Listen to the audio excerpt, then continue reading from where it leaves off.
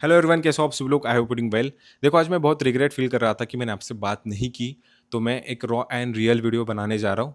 तो ये वीडियो आपको बहुत हेल्प करेगा क्योंकि नीट के दिन आपका अप्रोच कैसे होना चाहिए एंड आपने 1-2 साल में जितना भी पढ़ा है ना, उतना कैसे पेपर के बीच में उतारना है। दिमाग में जो भी आपके है उसे कैसे यूटिलाइज़ करना है, आज ही आपको पता चलेगा। तो मैं अपनी थोड़ी-सी जर्नी शेयर करना चाहूँगा। मैं 12 बजे सो गया था एज़ यूजुअल, जैसे कि मेरा डेली रूटीन हुआ करता था। 2-3 बजे तक नींद नहीं आई थी एंड बहुत सारे चीज़ें याद आ रही थी कि मैंने ये ख़राब कर दिया, वो ख़राब कर दिया। एंड एक साथ में एक दूसरी फीलिंग भी थी कि हाँ, मेरे पास मैंने जितना जब से स्टार्ट किया था ना, तब से बहुत अच्छे से प्रिपरेशन की है। तो जब मैं सुबह जल्दी उठा 6-7 बजे, तब मेरा फिक्स था कि मैं क्या पढ़ूँगा, क्या रिवाइज़ करूँगा। क्योंकि कैसे होता है, उस दिन मतलब 3rd मई को बहुत ज़्यादा ब्लंडर हो जाता है। मतलब ऐसा होता है कि कुछ टाइम पहले जो आप चीज़ें पढ़ते हो, तो आपको लगता है कि वो हाँ, मुझे अच्छे से आती है। बट एक 20-25 मिनट होने के बाद लगता है कि अरे यार! मैं फिर से वो भूल गया। जैसे कि मेरा पी ब्लॉक का हो चुका था। मैंने पी ब्लॉक इतना अच्छे से पढ़ के रखा था ना कि सोचो ही मत, जेनेटिक्स। बट फिर बाद में एग्ज़ाम के दिन ऐसे लग रहा था कि यार सब कुछ भूल रहा हूँ मैं, सब कुछ भूल रहा हूँ। या काइनेमैटिक्स के वगैरह फ़ॉर्मूलाज़ कुछ याद ही नहीं आ रहा है। तो इसकी वजह से ना कल सुबह उठने के बाद सबसे पहले ये चीज़ कर लेना कि कुछ जो आप रिवाइज़ करने चाहते हो ना, उसे सॉर्ट आउट करके रखो। तो मैंने क्या सॉर्ट आउट किया था मैं बताऊँगा। जेनेटिक्स रिवाइज़ करना था, इकोलॉजी करना था। इकोलॉजी मेरा 10 मिनट के अंदर हो जाता था। प्लस बायोमोलिक्यूल्स वगैरह करना था। केमिकल कंट्रोल एंड कोऑर्डिनेशन करना था। तो ये टॉपिक्स मुझे एनसीईआरटी से करने थे। इनऑर्गेनिक केमिस्ट्री के बीच में मैंने केमिकल बॉन्डिंग निकाल के रखा था, पीरियोडिक टेबल निकाल के रखा था, पी ब्लॉक निकाल के रखा था। ऑर्गेनिक के मैंने केमिकल के रिएक्शंस शॉर्ट नोट्स निकाल के रखे थे एंड फिजिकल्स के फॉर्मूले। मैं बस उतना ही पढ़ने वाला था एंड मुझे पता था कि मैं 2-3 घंटे में 4-5 घंटे में इसे निपटा दूंगा। तो सबसे पहले इंपॉर्टेंट चीज़ कल यही करना आप, या जब भी आप इस वीडियो को देख रहे हो ना, तो इतना ही करो। तो एक सेकंड क्वेश्चन आता है कि मैं कब तक रिवाइज़ करूँ? तो मैं कहूँगा कि अगर आप सेंटर में अंदर 12 बजे जाने वाले हो ना, तो 11-10 तक मतलब 50 मिनट्स पहले तक आप रिवीजन कर सकते हो। बट एक कंडीशन है कि पैनिक नहीं होना है। अगर आप पैनिक हो रहे हो तो रिवीजन छोड़ दो, कोई दिक्कत नहीं है। तो एक जो फीलिंग आती है ना, उसके बारे में बात करेंगे कि अभी ऐसे लगता है कि मुझे कुछ याद ही नहीं आ रहा है। मैंने तो पढ़ के रखा था, अरे यार बहुत दिन हो गए मैंने इसको रिवाइज़ ही नहीं किया। यार 20 दिन हो गए मैंने तो पी ब्लॉक देखा ही नहीं। अरे 20 दिन हो गए मैंने तो एसएचएम के फॉर्मूलेज़ ही रिवाइज़ नहीं किए। तो एक्चुअली ये बिल्कुल भी मैटर नहीं करता है। थोड़ा-सा मैटर करता है क्योंकि लास्ट के दिनों के बीच में रिवीजन इम्पोर्टेंट होता है। बट जितना आप सोच रहे हो ना, उतना वो मैटर नहीं करता है। क्यों? क्योंकि नीट का पूरा सिलेबस लास्ट के 5 दिनों के बीच में ओवरलुक करना ही सिर्फ़ बस पॉसिबल है। उसको रिवाइज़ करना पॉसिबल नहीं है। फिज़िक्स है, केमिस्ट्री है, बायोलॉजी है, फिज़िकल केमिस्ट्री है, ऑर्गेनिक केमिस्ट्री, इनऑर्गेनिक केमिस्ट्री, तो ये पॉसिबल नहीं है। तो सबसे पहले वो जो फीलिंग आ रही है ना कि मुझसे नहीं हो पाएगा, मुझको तो कुछ याद ही नहीं है, वो सब कुछ छोड़ दो। जितना साल भर किया है ना, उतना वो नीट के दिन याद हो जाता है। क्योंकि हमें थ्योरेटिकल क्वेश्चन नहीं लिखना है, हमें थ्योरी लिख के नहीं आनी है, हमें वहाँ पर एमसीक्यूज सॉल्व करने हैं। तो जब भी आप ऑप्शंस को देखोगे तो वो चीज़ याद आ जाती है। सेकंड थिंग है कि आपका माइंडसेट कैसे होना चाहिए। मैं आपको बताना चाहूँगा कि उस दिन ना अपना सॉफ्ट वर्जन कभी भी बाहर मत निकालना, अपना राउडी वर्जन बाहर निकालो। ऐसा वर्जन ना कि जो सच में आप बनना चाहते हो, कि एक कॉन्फिडेंट वर्जन बाहर निकालो। मैंने अपने नीट के दिन वही किया था। मैं भी पैनिक कर रहा था। मेरी सिचुएशन तो और भी ख़राब थी, फैमिली की सिचुएशन ख़राब थी, फिर बाद में कोविड वगैरह चल रहा था, फाइनेंशियल कंडीशंस ख़राब थी, दोस्त नहीं थे, बहुत सारी चीज़ें थी।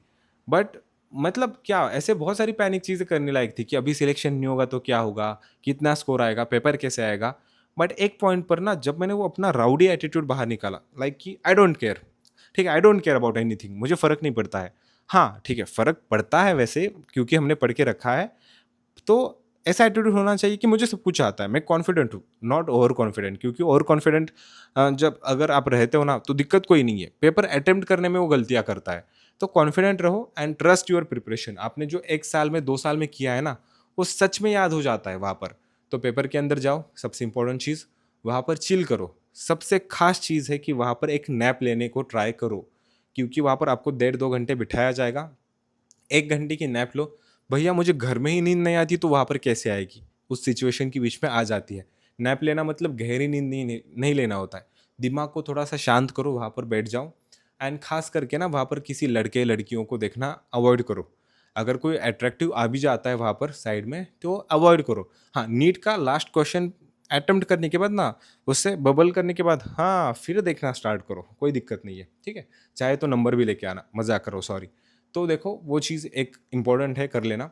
सेकंड चीज़ देखो कि अगर क्वेश्चन पेपर डिफिकल्ट आता है इन केस, तो वहाँ पर खुश हो जाना, क्योंकि 90% पॉपुलेशन उस जगह पर होप्स छोड़ने वाली है। तो अगर आप बस होप्स भी पकड़ के चलते हो ना, तो आपका सिलेक्शन होने के चांसेस 100% से बढ़ जाएंगे। बस होप भी नहीं छोड़ते हो तो बस होप बना के रखना। जस्ट सपोज कि बायोलॉजी है जो सिंपल है, जो कि आपने पढ़ के रखा था, उस बायोलॉजी के आपको पहले 10 के 10 क्वेश्चंस नहीं आए, सोचो कितना बुरा लगेगा। लगेगा ना? नहीं लगना चाहिए वहाँ पर। क्यों? क्योंकि अगर आपको 10 क्वेश्चंस आपसे नहीं बन रहे हैं ना, 90% बच्चों से नहीं बनेंगे। जो 10% से बनते हैं तो उनका हमें कोई रिलेशन नहीं है ना। तो 11th जो क्वेश्चन है ना, वो 10 क्वेश्चंस की वजह से 11th क्वेश्चन नहीं गलत होना चाहिए, वो अच्छा ही होना चाहिए। तो ऐसा माइंडसेट रखो कि हाँ, मुझे सब कुछ आता है, मैंने पढ़ के रखा है एंड मैं नीट में अच्छे से परफॉर्म करूँगा। तो टाइम मैनेजमेंट देखो, पहले सिंपल क्वेश्चंस को अटेम्प्ट करो, फिर बाद में थोड़ा सा मॉडरेट करो, डिफिकल्ट क्वेश्चंस को रहने दो। बायोलॉजी कर लिया, केमिस्ट्री कर लिया, जैसे भी आपका सीक्वेंस है। केमिस्ट्री भी सिंपल कर लिया, मॉडरेट कर लिया, डिफिकल्ट को छोड़ दिया। अभी ऐसा हो सकता है कि आप फिजिक्स करो, या तो फिजिक्स करने से पहले बायोलॉजी और केमिस्ट्री के क्वेश्चंस अटेम्प्ट करके आगे जाओ, तो वो चीज़ कर लेना। फिजिक्स को अच्छे से अटेम्प्ट करो, जितना आता है अच्छे से कर लो। और एक हमेशा ना थोड़ा टाइम, 5 मिनट हो या 10 मिनट हो, साइड में रख ही लेना, क्योंकि ऐसा कुछ भी ऐसी वर्स्ट कंडीशन आ सकती है जहाँ पर आपको 5-10 मिनट यूटिलाइज करना पड़े, तो वो चीज़ हो जाएगी। और एक चीज़ जो कि मुझे बतानी थी, कि अगर आपको सर्दी हो जाती है, कुछ हो जाता है ना, तो कल कोई भी कफ सिरप वगैरह नहीं लेना है, या सिट्रीजिन नहीं लेनी है, इवन डाइक्लो वगैरह भी कुछ नहीं लेना है, पेन किलर वगैरह भी कुछ नहीं लेना है, क्योंकि वो आपको क्लमजी बना देगा। तो हो सके तो अगर आपको फ्रूट शेक्स की, मिल्क शेक की, या फ्रूट्स खाने की आदत हो तो फ्रूट्स खा लो, एक अच्छा सा ब्रेकफास्ट कर लो कल। वो ब्रेकफास्ट इंपॉर्टेंट है, ठीक है? लंच करना अवॉइड करो अगर कर सकते हो, बट हैवी ब्रेकफास्ट या ब्रंच करना वो इंपॉर्टेंट है। ऐसा कुछ भी हेल्दी खा के चले जाओ जो कि आपको हेल्प करेगा। और एक इंपॉर्टेंट चीज़, भगवान के और अपने मम्मी पापा के, जो जिस भी भगवान के ऊपर आप ट्रस्ट करते हो ना, जैसे कि मैं हमारे छत्रपति शिवाजी महाराज के ऊपर ट्रस्ट करता था, मतलब करता हूँ, तो वो मेरा एक सोर्स ऑफ एनर्जी है, वो मेरे एक सोर्स ऑफ एनर्जी है। तो मैं उनका ही नाम लेके चला गया था, तो मुझे हो गया। तो वैसे ही आप भी कर लो, भगवान का नाम लेके अंदर चले जाना, सब कुछ हो जाता है। आपको अभी जो लग रहा है ना कि मुझसे नहीं होगा, ऐसा होगा वैसा होगा, नहीं। देखो, अगर आप अभी पैनिक करते हो ना, तो उससे आउटपुट कुछ भी नहीं आएगा। इवन जो चीज़ें अच्छी हो सकती थी वो खराब हो जाएगी। मैंने देखा है, मेरा खुद का स्कोर अपने मॉक टेस्ट के बीच में 300 भी नहीं आता था, मैंने फाइनल नीट के बीच में 500 फोड़ा है। 490 स्कोर था मेरा, ठीक है? बट चलो ठीक है, 500 इज अ डिसेंट स्कोर ना, हमारे ज़माने में तो ठीक ही था। तो एक इंपॉर्टेंट चीज़ है कि यार देखो, अभी आपको लगता होगा ना कि नहीं नहीं होगा, एक माइंडसेट चेंज करने से इतना ज़्यादा डिफरेंस आ जाता है ना कि आप सोच भी नहीं सकते। बस एक माइंडसेट से, जो बच्चा 600 स्कोर कर रहा था, अगर पैनिक करता है तो 400 करेगा। पर जो बच्चा 200 कर रहा था, अगर वो बहुत अच्छे से कॉन्फिडेंस के साथ दे सकता है ना, तो 450 करेगा। 400 वाला 550 तक जाएगा, इजीली जाएगा। तो पैनिक नहीं करना है, इजीली करो, इजी करो। एंड इसे अपने एक मॉक टेस्ट की तरह कंसीडर कर लो, ठीक है? संडे वाली मॉक टेस्ट है, बस इसके 1500 रुपये भरे, 2000 रुपये भरे, एनटीए लेगा, और एनटीए साथ में एक पेन भी देगा। ऐसे कुछ कंसीडर करो। डोंट वरी, सब कुछ बढ़िया होगा। अपनी प्रिपरेशन के ऊपर भरोसा रखो। एक दिन के बीच में बस हमने रिवाइज किया था, ओवरलुक किया था। पढ़ा तो हमने एक साल 2 साल है, 1-2 साल पढ़ा है हमने, 1-2 दिन नहीं पढ़ा है, 1-2 दिन बस हमने ओवरलुक किया है, हमने बस रिवाइज किया है। अगर हमारे शॉर्ट नोट्स परचेस किए हैं ना, तो उसको अच्छे से सुबह रिवाइज करके जाओ। अभी मैं सजेस्ट नहीं करूँगा कि परचेस कर लो वगैरह, प्रमोशन नहीं करूँगा, बस एक बता रहा हूँ, ठीक है? तो अच्छे से सब कुछ कर लेना, डेफिनेटली हर एक चीज़ अच्छे से हो जाएगी। एंड ट्रस्ट मी यार, आप फोड़ के आओगे। अगर आपका मॉक टेस्ट के बीच में 300 बन रहा है ना, तो 500 नीट में बनेगा। ये मेंटेलिटी साथ में रखो, क्योंकि ऐसा होता है, मेरे साथ हुआ है, मैंने हज़ारों स्टूडेंट्स को देखा है। मैं इवन गाइड करता हूँ, जो बच्चे ऑल इंडिया रैंक लाते हैं ना, अच्छी अच्छी खासी ऑल इंडिया रैंक, नॉट 1 2 3, ठीक है, अच्छी खासी ऑल इंडिया रैंक, मैंने उनके साथ काम किया है, मैंने उनको पढ़ाया है, मैंने उनको मेंटरशिप दिया है। मैं बहुत बड़े बड़े प्लेटफॉर्म के साथ काम कर चुका हूँ। तो मैं अपने एक्सपीरियंस से बताता हूँ, it is very easy to do that.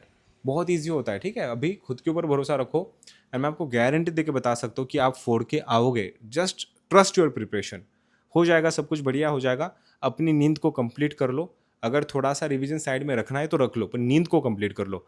नींद कंप्लीट क्यों करना होता है, उसका एक छोटी सी चीज़ बताऊंगा। अगर अभी आप एक्सक्यूज मी 30 मिनट स्नैप ले सकते हो ना, तो भी ले लेना। रीज़न क्या है? जस्ट सपोज कि आप नींद कंप्लीट नहीं करते हो एंड वर्स्ट सिचुएशन आ जाती है, तो दिमाग उतना अच्छे से काम नहीं करेगा, तो आपका स्कोर उतना ही लगभग रहेगा। बट अगर नींद अच्छे से हो जाती है ना, एटलीस्ट आराम हो जाता है, ठीक है? नींद आए ना आए वो तो अभी हमारे हाथ में नहीं है, बट अगर आराम भी हो जाता है ना 6-7 घंटे का, तो अगर वर्स्ट कंडीशन आ जाती है ना, तो वहाँ पर दिमाग वो एक्टिवेट हो जाता है कि अभी क्या करना चाहिए, व्हाट इज़ द सॉल्यूशन? तो उसके ऊपर काम करो। हाँ, मैं सर्दी का और एक बता रहा था कि अगर आपको सर्दी है, नाक बहती है, तो हैंकरचीफ या टिश्यू पेपर वगैरह कुछ अलाउ नहीं करेंगे। तो आपको क्लासरूम के बीच में वहाँ पर लज्जा फ़ील नहीं करनी है। अपना टी-शर्ट ऐसे उठा लो, ठीक है, सॉरी आपने देख लिया, अरे यार! ठीक है, सॉरी। ओके, टी-शर्ट उठा लो, ऐसे उठा लो, कुछ भी कर लो, नाक पोंछो, पूरा ये जो टी-शर्ट है, कुछ भी है, पूरा वेट होने दो। पूरा ये जो होता है ना आपका कफ वगैरह जो भी सर्दी, उससे शरीर भरने दो। We don't have to care about that. वहाँ पर नाक दबाओ, आवाज़ करो, कुछ भी करो, हमें कुछ फ़र्क नहीं पड़ता है। वो 3 घंटे हमारे लिए कंफर्टेबल होने चाहिए, ठीक है? अच्छे से पेपर अटेम्प्ट करके आओ, किसी के बारे में मत सोचो। अगर वॉशरूम को जाना होता है, इन्वेलेजिटर से पूछो, मुझे वॉशरूम में जाना है, एंड मैं वो बोलेंगे नहीं, नहीं जा सकते, रुको थोड़ा-सा, नहीं मुझे जाना है, मुझे ज़रूरत है, आप किसी और को मेरे साथ भेजो, मैं वॉशरूम को जाके आऊँगा, वो देख लो। एग्ज़ाम से पहले एक बार वॉशरूम को जाके आना, सुसु या जो भी आपको कुछ करना हो। अगर मेरी बहनें हैं यहाँ पर जिनको कुछ पीरियड्स वगैरह है, तो वो इन्विजिलेटर से पहले ही जाके बोल देना कि ऐसा कुछ प्रॉब्लम है, प्रॉब्लम नहीं बट ऐसी सिचुएशन है, तो वो सब कुछ हो जाएगा, ठीक है? डोंट वरी, सब कुछ बढ़िया तरीके से हो जाएगा, बस खुद के ऊपर भरोसा रखो। क्योंकि जो सेल्फ ट्रस्ट होता है, जो खुद के ऊपर भरोसा रखा होता है ना, वो इतना काम में आता है ना कि आप सोचोगे नहीं। तो चलो, मैं जानता हूँ मुझसे आप बात नहीं करोगे अभी, मतलब इस चैनल के ऊपर आप नहीं आओगे एंड भूल जाओगे मुझे, मैं जानता हूँ, ठीक है? अभी क्या कर सकते हैं, हर साल मेरे साथ ऐसे ही होता है। बट ट्राई करना कि मुझे भूलोगे नहीं, ठीक है? याद रखना थोड़ा-सा। मिलते हैं जल्दी, मुझे आके रिव्यू दे देना कैसे गया पेपर वगैरह का, एंड ट्रस्ट मी आपका पेपर बहुत बढ़िया होगा, बहुत बढ़िया से बहुत ज़्यादा बढ़िया होगा, ठीक है? Don't worry, trust yourself and all the best बेटा। लव यू गाइस, सच में। मैं इमोशनल हूँ अभी बट रो के नहीं दिखा सकता। आपका ये वीडियो बंद करने के बाद रोऊँगा, ठीक है? Bye bye, take care.